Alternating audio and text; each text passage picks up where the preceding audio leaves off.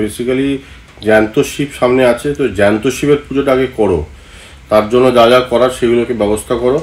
আকন্দ ফুলের মালা টালা পুড়িয়ে মাথায় জল ঢেলে দুধ ঢেলে এগুলো করলে তোমার আসল পুণ্যটা হবে, বুঝছো তো? তো এখানে আম দেখে বোঝাই যাচ্ছে যে আমের সিজন চলে এসেছে, নানান ধরনের আম। Hello everyone, welcome back to the channel Shrabanti. আশা করি তোমরা প্রত্যেকেই খুব ভালো আছো, সুস্থ আছো। আমিও খুবই ভালো আছি। বাজে এখন বেলা 1:30, এখন থেকে ব্লগটা স্টার্ট করছি। তো আজকে 12টার মধ্যে আমার স্নান পুজো হয়ে গেছে। গেছিলাম ব্যাংকের কাজটা সেরে গেছিলাম এয়ারটেলে। অ্যাকচুয়ালি আমার যে ফোনের সিমটা, সেই সিমটা না লাস্ট 2 দিন ধরে খুব প্রবলেম করছে, খালি দেখাচ্ছে সিম ফেলিও। ফলে ইন্টারনেট কানেকশন তো পুরো অফ হয়ে গেছে, আউটগোয়িং ইনকামিংও পুরো বন্ধ হয়ে গেছে, যার জন্য আমার খুব প্রবলেম হচ্ছিলো। তো আজকে এয়ারটেলে গেছিলাম। তো ওখানে যাওয়ার পর ওদের প্রবলেমটা যখন বললাম, ওরা তখন আমাকে এয়ারটেলের এই 5G প্লাস সিমটা দিল আর বললো যে এখন থেকে 4 ঘন্টা পর পুরোনো সিমটা খুলে এই নতুন সিমটা লাগাতে।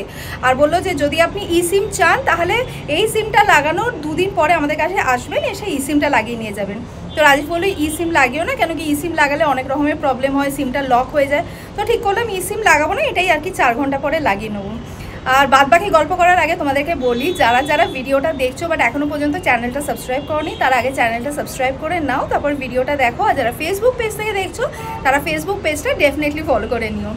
আজকে সকালবেলা রাজীবকে যে কি পাগলামিতে পেয়েছে, সকালবেলা ঘুম থেকে ওঠার পর ব্রেকফাস্ট করে আমাকে বলছে কি, তুমি যে নীলষষ্ঠী করতে গেছিলে মন্দিরে, শিব ঠাকুরকে কি বললে? তো আমি বললাম তোমায় কেন বলবো, কি বললাম? তখন বলছে আমাকেও তো মাঝে মাঝে শিব ঠাকুরের মতো বসিয়ে সারাদিন পুজো করতে পারো, আমার যেন একটা বড় গামলা এনো, গামলার মধ্যে আমাকে বসিও, তারপর শিবের মাথায় যেমন জল ঢালে আমার মাথায় জল ঢেলো।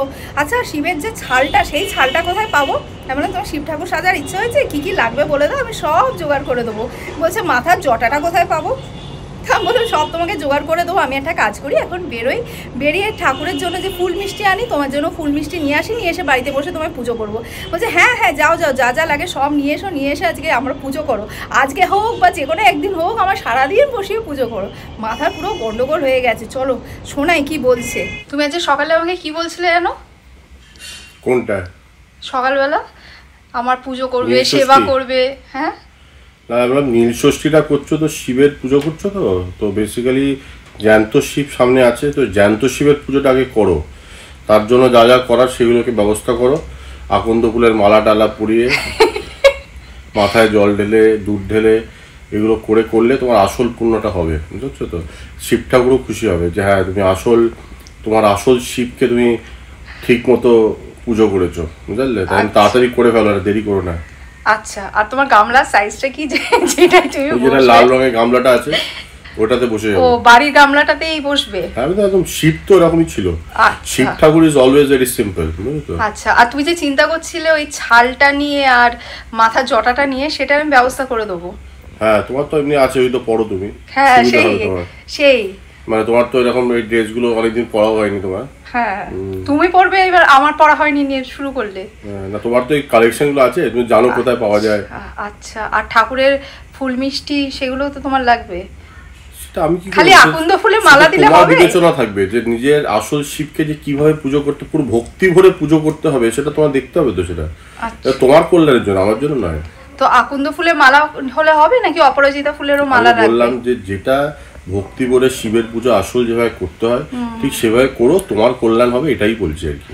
আচ্ছা ঠিক আছে, তাহলে কবে ছুটিটা নেবে বলো, সেদিনকে তাহলে বসিয়ে পুজো করে নেব। রোজ করবো? তোমার গামলায় বসিয়ে মাথায় জল ঢালবো? তোমার কল্যাণার্থে বলছি আমি।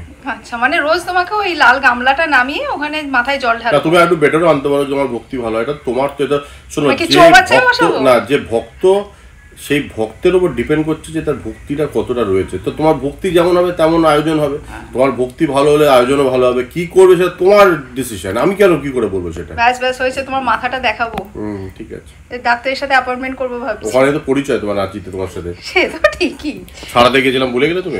হ্যাঁ আমার ডায়লগগুলো আমাকে ঘুরিয়ে শোনাচ্ছ না, মানে সব সময় খালি কপি পেস্ট, সারা জীবন খালি কপি পেস্ট। ঠিক, একদম ঠিক বলেছো। শুনে নিয়েছো তো কি বললো? মাথাটা মানে একদম পুরো গেছে, ডাক্তার দেখাতে হবে। তো যাই হোক, এবার গিয়ে লাঞ্চ বানাবো। আজকে ঈশান আরিয়ার লাঞ্চে বলেছে যে ফ্রাইড রাইস আর চিলি চিকেন খাবে। তো বাড়িতে ক্যাপসিকাম নেই, ক্যাপসিকাম ছাড়াই চিলি চিকেন বানাতে হবে।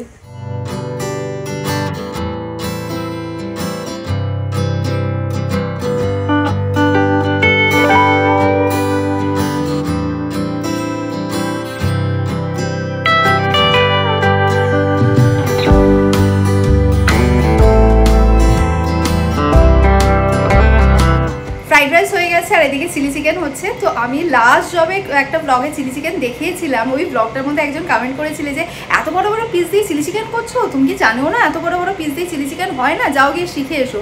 তো আজকে যদি সেই ব্লগটা দেখে থাকে তো নিশ্চয়ই আজকে আমার চিলি চিকেন বানানো দেখে বা চিকেনের পিস দেখে খুব খুশি হবে। দেখো আমাদের বাড়িতে নর্মালি যখন চিলি চিকেন হয় এরকম পিসই আসে, বাট ওই ব্লগটা আমি কি বলেছিলাম, আমি বলেছিলাম যে বাড়িতে আমাদের চিকেন যেটা আছে সেটা হচ্ছে বেক চিকেনের পিস করা হয়েছে, কারণ কি ঈশান আর আরিয়ান বেক চিকেন খেতে খুব ভালোবাসে, তো বেক চিকেনের পিস করে বেশি করে করিয়ে নিয়ে এসে রেখে দেওয়া হয়েছিল।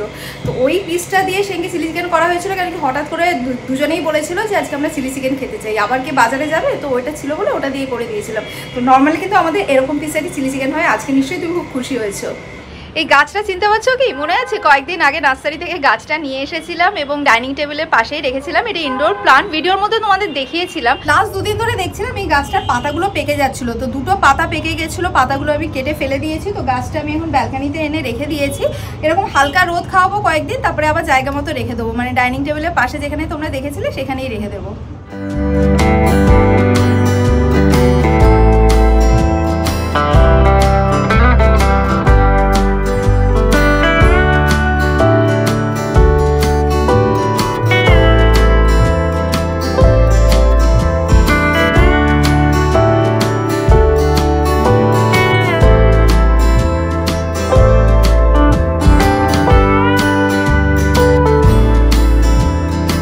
লাঞ্চ করে আমি আর আরিয়ান বেরিয়েছি আরিয়ানের হেয়ার কাট করতে। আরিয়ানের চুলগুলো দেখো পুরো চোখের মধ্যে ঢুকে যাবে, এত স্টাইল হয়েছে।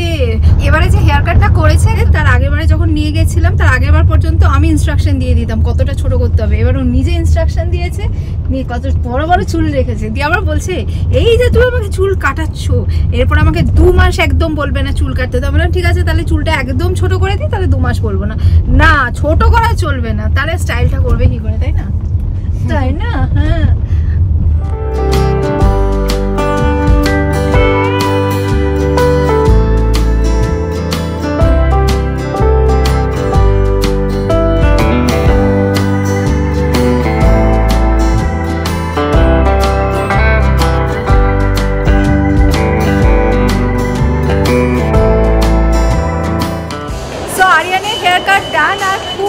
মিষ্টি লাগছে, বাট আরিয়ানের কিন্তু ভালো লাগছে না, প্রচন্ড রেগে গেছে। লাস্টে দেখি মানে চোখ দিয়ে পারলে জল বেরিয়ে যায়, দেখা অবস্থা, মুখ পুড়িয়ে দাঁড়িয়ে আছে, খুব রেগে গেছে, কেন আমার চুল এত ছোট করে দিয়েছো। দেখি দেখি দেখি যাই হোক আমরা এখন স্পেন্সারে যাব, স্পেন্সারে একটু ঈশান আরিয়ানের জন্য চিকেন সসেজ আর সালামি নেব, নিয়ে বাড়ি ফিরবো।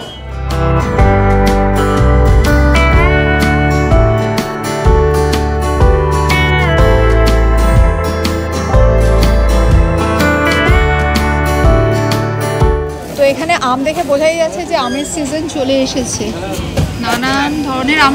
ওই দিকে একটা গোলাপ খাস না, আর এটা বেগান পল্লী, আর এটা অ্যালফান্সো, আর এটা হচ্ছে ম্যাঙ্গো গোলা। ম্যাঙ্গো গোলাটা কি আম? লখনৌর আম। লখনৌর আম, আচ্ছা। আমের গন্ধটা খুব সুন্দর, মানে মনে হচ্ছে যে মিষ্টি হবে। আম নিবি? আরিয়ান আম খেতে খুবই ভালোবাসে, নিয়ে নেবো এটা।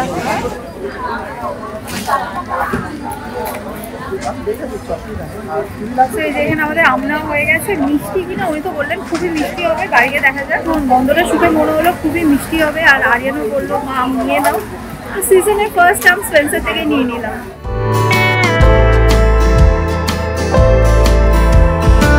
আচ্ছা ওই প্লেন চিকেন সালামি ওটা দিয়ে দিন 2 প্যাকেট, না 3 প্যাকেট দিয়ে দিন ওটা, আর চিকেন সসেজও দিয়ে দিন সাথে। সালামে ব্ল্যাক পেপার নিয়ে দেখুন, ব্ল্যাক পেপারে হার্ড ডিসকাউন্ট আছে, পেপার অ্যান্ড হার্বস, এটাও খেতে ভালো। এটা নিবি? না পেপার অ্যান্ড হার্ব নরমাল এটা আছে না, ওই প্লেনটাই চাইছে, প্লেনটা দিয়ে দিন। তো আমাদের যা যা নেওয়ার ছিল শপিং ডান, এবার বাড়ি। A few moments later. এনে খেয়ে দেখ মিষ্টি কিনা। আরিয়ান আম খেতে খুবই ভালোবাসে, ওর জন্যই আজকে আমটা নিয়ে এসেছি স্পেন্সার থেকে। মিষ্টি কিনা দেখুক খেয়ে। মিষ্টি সত্যি?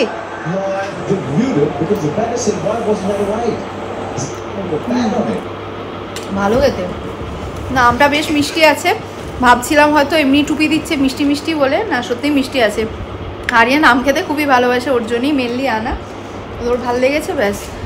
অনেকদিন ধরেই ক্রু মুভিটা দেখার ইচ্ছে ছিল বাট যাওয়া হচ্ছিল না। আজকে ফাইনালি যাচ্ছি মুভিটা দেখতে, যদিও রাজীবের খুব একটা ইচ্ছে ছিল না, কেন কি মুভি রিভিউটা দেখে নিয়েছে, বলছে যে মুভি রিভিউটা দেখলাম খুব একটা ভালো হয়নি, বাট আমার খুব ইচ্ছে ছিল মুভিটা দেখতে যাওয়া।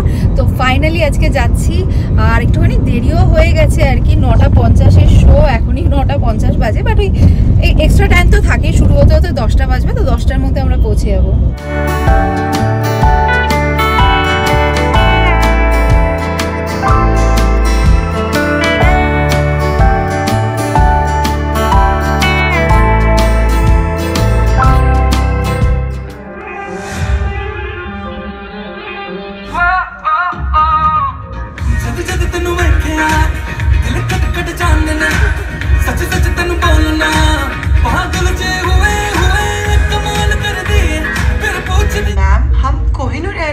काम करते हैं तो हम अपना काम ना करें क्यों? सेंट्रल एसी में भी पसीने छूट रहे हैं। तबीयत खराब है या नियत? पास सेठी मैम, तो फिर तो सबको क्रिमिनल बन जाना चाहिए नहीं? आई एम सॉरी, तुझे किसी ने फोर्स नहीं किया था, और हमसे मिलने के बहुत पहले से ही तो अपनी फैमिली से झूठ बोल रही है। तो प्लीज ये भोली बनने का नाटक ना कहीं और जाके कर। জাস্ট এইমাত্র মুভি দেখে বাড়ি ফিরলাম। আমার তো মুভিটা ভালোই লেগেছে, ফুল অফ এন্টারটেনমেন্ট, তো তোমরা চাইলে দেখে আসতে পারো। তো এখন অনেকটাই রাত হয়ে গেছে, এবার ফ্রেশ হয়ে যাবো, ফ্রেশ হয়ে নিয়ে শুয়ে পড়বো। তো চলো আজকে ব্লগটা এই পর্যন্তই রাখছি। যদি আজকে ব্লগটা তোমাদের ভালো লেগে থাকে লাইক কমেন্ট শেয়ার করতে একদমই ভুলো না। যারা আমার ব্লগ দেখছো বাট এখনও পর্যন্ত আমার চ্যানেল সাবস্ক্রাইব করোনি, তারা চটপট সাবস্ক্রাইব করে নাও, যাতে আমি যখনই কোনো ভিডিও আপলোড করি সবার আগে যেন তোমাদের কাছে নোটিফিকেশন পৌঁছে যায়। আর যারা ফেসবুক পেজ থেকে দেখছো তারা ফেসবুক পেজটা ডেফিনেটলি ফলো করে নিও। Thanks for watching and by.